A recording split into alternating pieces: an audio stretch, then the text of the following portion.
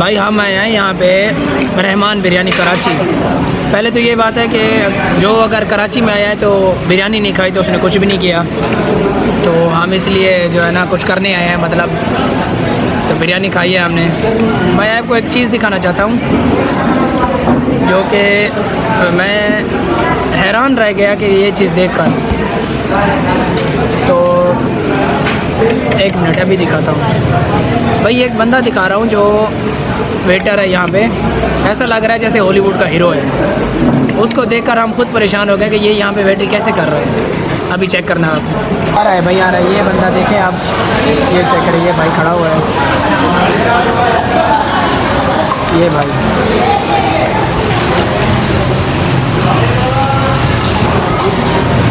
ओए होए होए होए भाई, माशाल्लाह इतना खूबसूरत बंदा।